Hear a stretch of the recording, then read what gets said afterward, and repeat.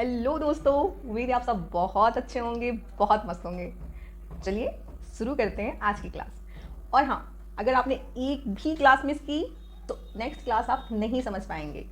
अब प्रॉब्लम जाएगी क्योंकि अब डाटाबेस होगी, फॉर्मूला होंगे, तो आपको हर पिछली क्लास को अच्छे से समझना होगा। अगर कोई चीज़ समझ में नहीं आती, वीडियो स्लो करें, उसको राइट डाउन करें। जो चीज़ें, जो थ्योरी फॉर्मूला की तरीके से बताया जाता है, सूत्र के तरीके से जो डिफिनेशन, जो चीज़ें समझाई जाती हैं, उनको लिखें और उनको समझने की कोशिश करें। ठीक है? सॉरी। तो कल हमने क्या पढ़ा था? जीडीपी क्या है, और हमने ये भी जाना था कि जो भारत है, भारत में जो आधार वर्ष था, अभी जो 2000 जो अभी वर्तमान का आधार वर्ष है जीडीपी की जो गणना में हम आधार वर्ष यूज करते हैं, क्या है? 11-12। और उससे पहले क्या था? 2004-5। और सरकार कोशिश कर रही है कि बहुत जल्द ये आधार वर्ष क्या होगा? 22-23। और आधार वर्ष का चुनाव भी कैसे होता है हमने बताया था। सामान्य वर्ष हो, उस वर्ष के सभी आंकड़े, समष्टि अर्थशास्त्र के आंकड़े उपलब्ध हो, और वो आधार वर्ष बहुत दूर का ना हो और बहुत नजदीक में, बहुत वर्तमान का ना हो। इन तीन आधार पे हम किसी को आधार वर्ष, किसी ईयर को चयनित करते हैं ना। और हमने क्या जाना था कि जो मौद्रिक जीडीपी है, अब हम पढ़ेंगे जीडीपी डिफ्लेटर। उसके लिए हम आपको फिर से रिवाइज कराएं कि मौद्रिक जीडीपी क्या होता है। वर्तमान वर्ष में या चालू वर्ष में जो जीडीपी की गणना होती है उसको हम क्या बोलते हैं? मौद्रिक जीडीपी, नॉमिनल जीडीपी। और जब जीडीपी की गणना आधार वर्ष के आधार पर या स्थिर मूल्य के आधार पर होती है तो हम उसे क्या बोलते हैं? वास्तविक जीडीपी, है ना। और हम क्यों करते हैं, आधार वर्ष क्यों लेते हैं? ताकि हम मौद्रिक जीडीपी में जो इन्फ्लेशन है, जो मुद्रास्फीति, और मुद्रास्फीति महंगाई जो वस्तु और सेवा के सापेक्ष हुई है बढ़ते हुए वर्ष से समय अंतराल, किसी कालखंड, किसी सेगमेंट, सेक्शन में, तो उसको नापने के लिए, तो महंगाई को जानने के लिए हम इस आधार मूल्य वास्तविक जीडीपी की गणना करते हैं, है ना।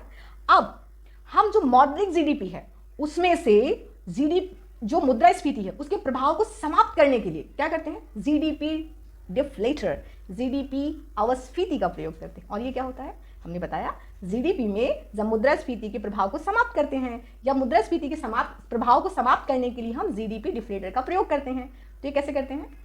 सिंपल सा, जीडीपी डिफ्लेटर इक्वल टू मौद्रिक जीडीपी बटे वास्तविक जीडीपी गुणे 100। मौद्रिक जीडीपी जो वर्तमान वर्ष या चालू समय में जब जीडीपी की गणना करते हैं, जैसे ये पेंशन, वर्तमान में इसका मूल्य मैन्युफैक्चरिंग 1 हो रही देश में और इसका मूल्य 4 रुपए है।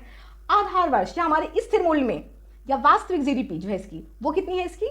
उस वक्त ये 2 रुपए की थी, तो हम कैसे निकालेंगे? 4 रुपए बटे 2 गुणे 100, हमारा जीडीपी डिफ्लेटर निकल आएगा। आपको बात समझ में आई? मौद्रिक जीडीपी बटे वास्तविक GDP into 100, GDP deflator. Okay. अच्छा, जीडीपी की जो गणना है वो वर्तमान में एसएनए पद्धति द्वारा किया जाता है, सिस्टम ऑफ नेशनल अकाउंट। यह एक अंतरराष्ट्रीय मानक है जो वर्ष 1992 में संयुक्त राष्ट्र द्वारा शुरू किया गया। वर्तमान में भारत इसी पद्धति द्वारा जीडीपी की गणना करता है और साथ ही जीडीपी के साथ साथ हम जीबीए की भी गणना करते हैं। अच्छा, ये पद्धति क्या है हम आगे इसकी जिक्र करेंगे। कैसे हम जानते हैं कि जीडीपी की जो गणना है वो आय विधि द्वारा, व्यय विधि द्वारा और खर्च विधि द्वारा, सॉरी उत्पाद विधि द्वारा हम कैसे जीडीपी की गणना करते हैं। ठीक है, तो अभी हम इतना जानते हैं कि जीडीपी की जो गणना है वो एसएनए पद्धति, सिस्टम ऑफ नेशनल अकाउंट द्वारा की जाती है। ठीक है, अब हम जानते हैं कि जीवीए क्या है, ग्रॉस वैल्यू एडिशन। ये क्या होता है? सकल मूल्य वर्धन। क्योंकि मूल्यवर्धन तो आप समझ गए, प्राइस, मूल्य, और उसमें वर्धन, उसमें वृद्धि, ये होता है मूल्यवर्धन। हमने बताया था ना कि मूल्यवर्धन निकालने के लिए क्या करते हैं कि अंतिम वस्तु के मूल्य में मध्यवर्ती वस्तु के मूल्य को घटा देते हैं, तो मूल्यवर्धन पता चल जाएगा। जैसे मध्यवर्ती वस्तु या प्राथमिक वस्तु से बोलते हैं, जैसे कच्चा माल, जैसे गेहूं से हमने आटा बनाया, आटा से ब्रेड बनाया, ब्रेड से सैंडविच। अगर ये गेहूं क्या है? ये मध्यवर्ती मूल्य है, मध्यवर्ती वस्तु जो कि हमने क्या किया, प्राथमिक रूप से प्रकृति से प्राप्त हुआ। अब हम उसको गेहूं बनाते हैं, सॉरी आटा बनाते हैं। अगर आटा को हम कंज्यूम कर लें तो अंतिम वस्तु ये हो जाएगी। अगर ये आटा को कंज्यूम नहीं करते, इसको हम ब्रेड बनाते हैं, तो अंतिम वस्तु ब्रेड होगी। अगर हम ब्रेड को कंज्यूम नहीं करते हैं, आगे सैंडविच बनाते हैं, तो अंतिम वस्तु सैंडविच होगी। तो हम मूल्यवर्धन कैसे निकालेंगे कि कितना मूल्य बढ़ गया? अंतिम वस्तु का मूल्य यानी सैंडविच का मूल्य 4 रुपए जो है उसमें गेहूं के मूल्य को घटा देंगे। 4 रुपए में 1 रुपए घटाए तो कितना आया? 3 रुपए। और ये है हमारा मूल्यवर्धन।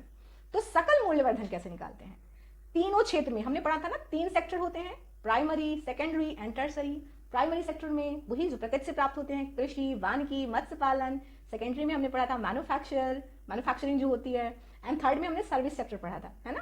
तो जब तीनों क्षेत्र में यानी सकल मूल्यवर्धन बराबर प्राथमिक क्षेत्र का मूल्यवर्धन प्लस द्वितीय क्षेत्र का मूल्यवर्धन प्लस तृतीय क्षेत्र का मूल्यवर्धन, इसको बोलते हैं सकल मूल्यवर्धन, ग्रॉस वैल्यू एडिशन। ये टेक्निकल परिभाषा है। और नॉन टेक्निकल नॉर्मल भाषा में अगर आप समझे तो ऐसे समझिए कि किसी भी देश में किसी भी देश में उत्पादित वस्तु और सेवा का जो मूल्य होता है उसको हम क्या बोलते हैं? जीवीए, सकल मूल्य वर्धन।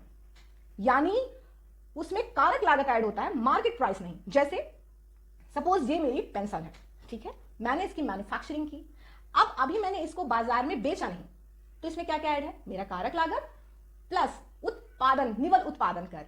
अच्छा, निवल उत्पादन कर क्या है? देखो, उत्पादन कर वो कर होता है जो प्रत्यक्षतः उत्पादन पे नहीं लगता। अब ये कैसी बात हुई कि उत्पादन पे नहीं लगता?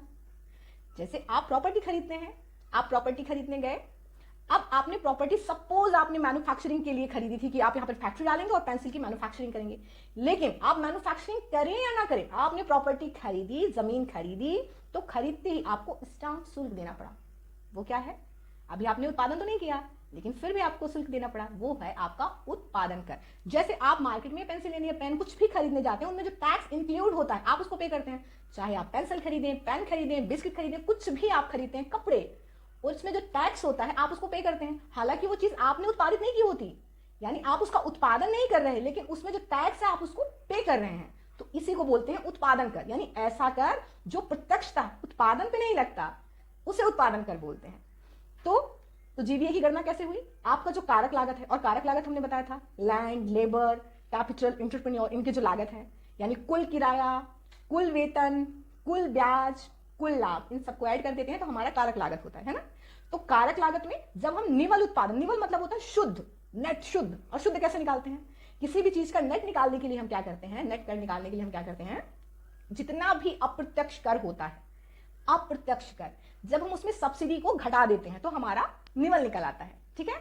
तो जब हम जीवीए निकालते हैं तो जीवीए हमारा क्या हुआ? जीवीए इक्वल टू कारक लागत प्लस निवल उत्पादन कर, उत्पादन कर, उत्पाद नहीं, उत्पादन कर, ठीक है। और निवल उत्पादन कर को हम क्या लिख सकते हैं?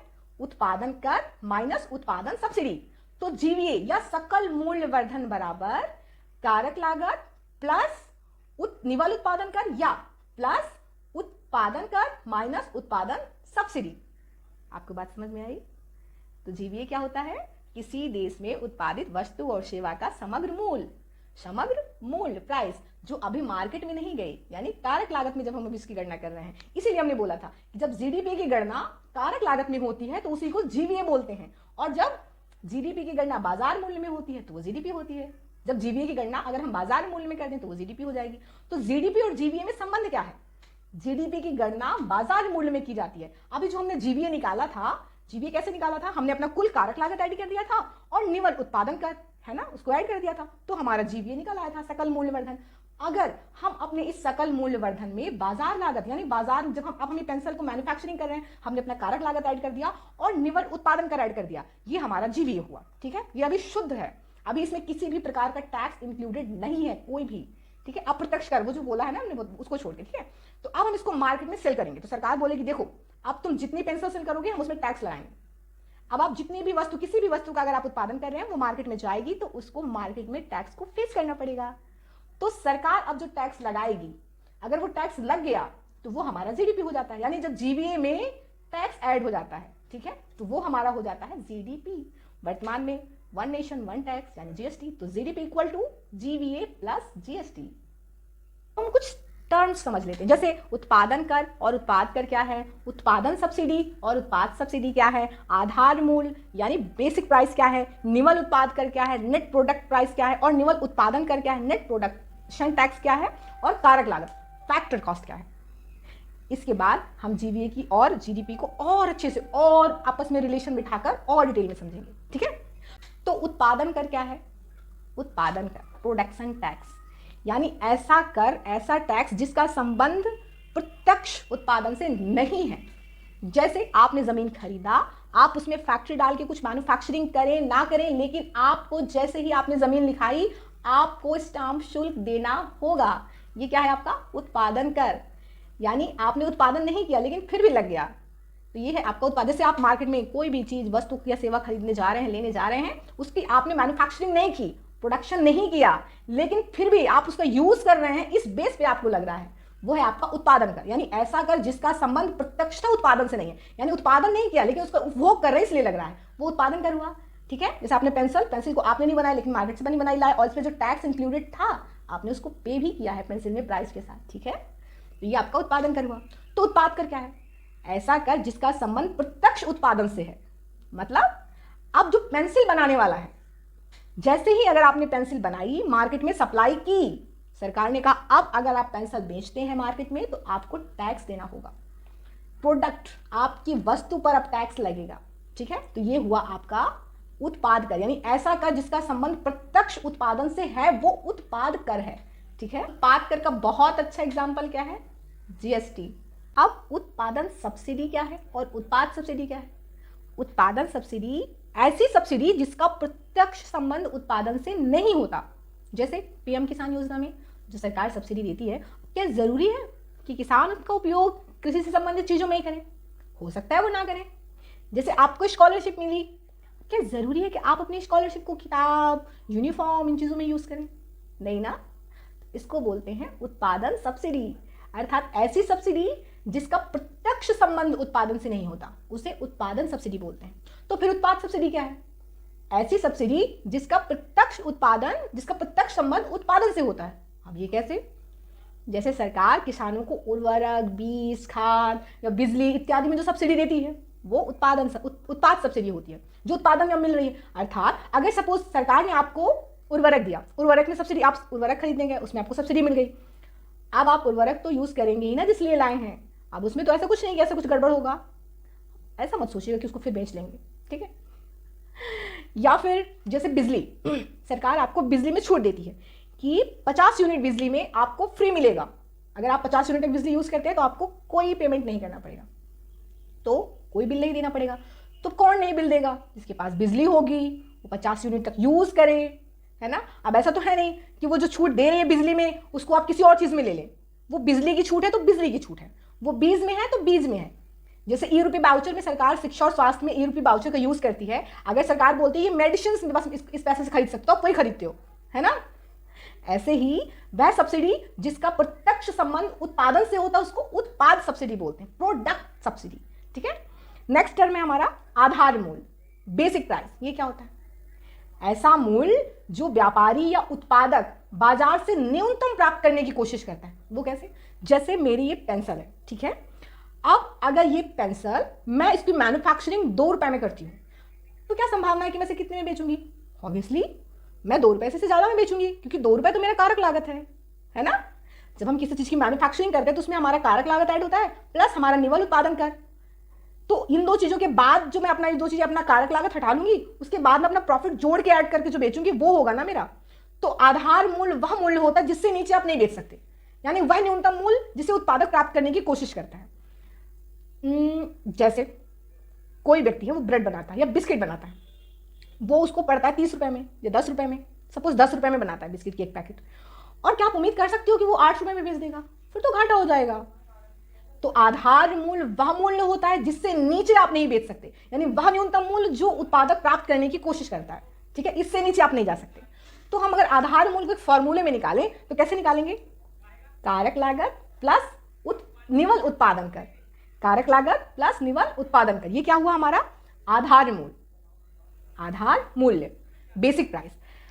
अब निवल उत्पादन कर हमने बताया था आपको, वह कर जो प्रत्यक्ष उत्पादन में नहीं लग रहा। यानी आपने जब सपोज आपने ब्रेड बनाया, ब्रेड बनाने के लिए आपने जो फैक्ट्री ली होगी, जब उस वक्त जमीन लिया था तो जरूर तो आपने उस जमीन को खरीदते वक्त आपने जो स्टाम्प शुल्क पे कर दिया, ये वो वाला शुल्क है, ठीक है।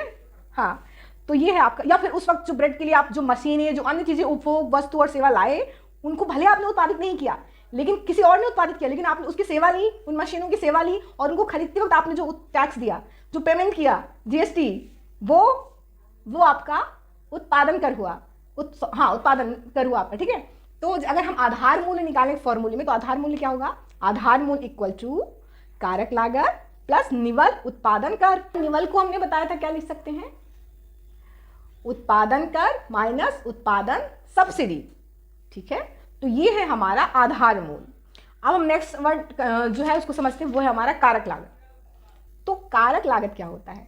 कारक लागत वह लागत होता है या वह खर्च या मूल्य होता है जिस पर उद्यम वस्तु और सेवा का उत्पादन करता है। हमने पिछली क्लास में बताया था कारक लागत क्या होता है। किन किन चीज़ों कारक लागत में क्या क्या आता है? हमें एक ज़मीन चाहिए यानी भूमि चाहिए, लैंड चाहिए, लेबर चाहिए, कैपिटल चाहिए, एंटरप्रेन्योर चाहिए।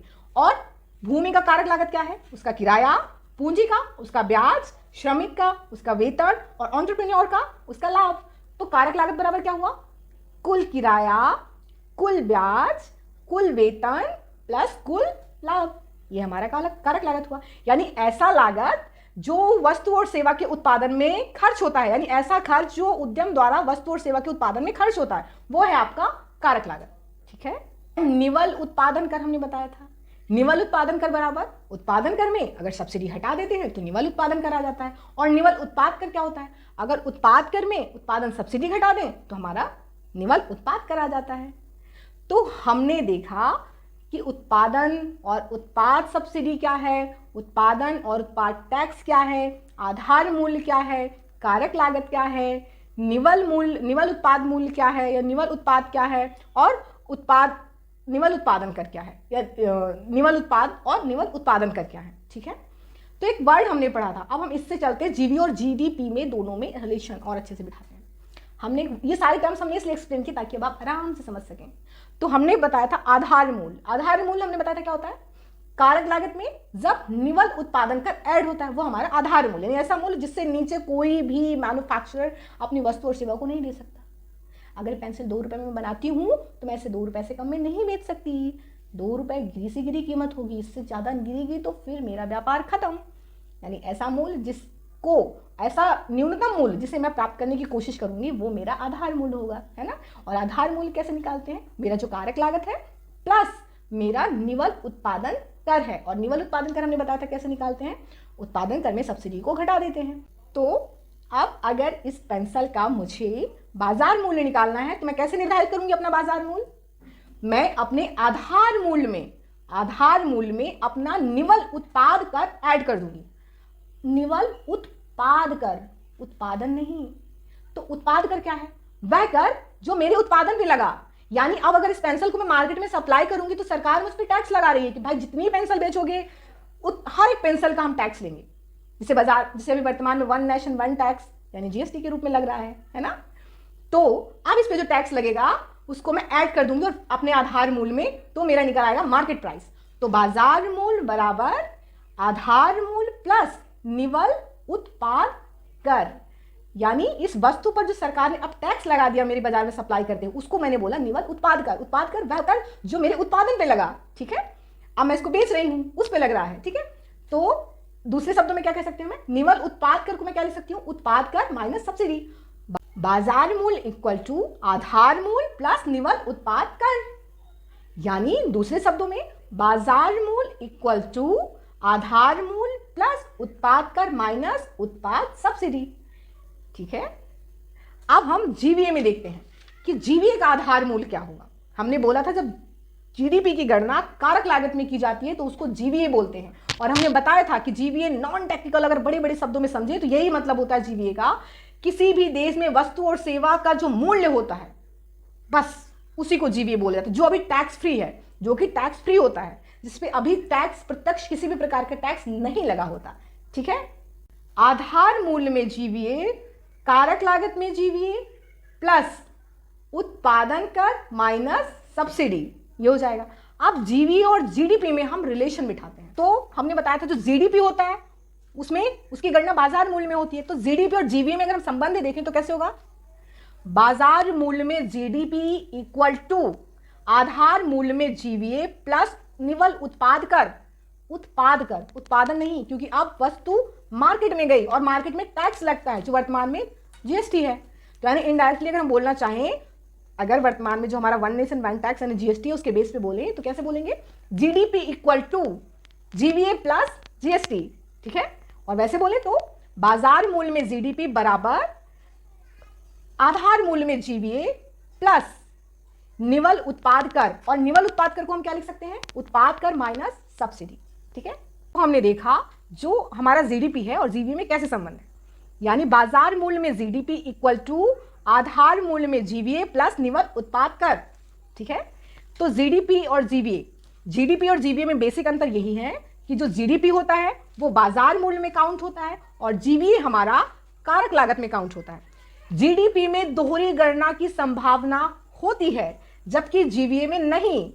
जीवीए जो हमारा है उसमें मुद्रास्फीति जैसी कोई चांसेस नहीं होती, लेकिन जीडीपी में इसकी संभावना बढ़ जाती है। जीवीए के माध्यम से, जीडीपी के माध्यम से, जीवीए और जीडीपी में अगर जीडीपी का कलेक्शन ज्यादा है तो हम ये अनुमान नहीं लगा सकते कि ये टैक्स के द्वारा कलेक्शन बढ़ा है, ये सच में वस्तु और सेवा के उत्पादन से बढ़ा है।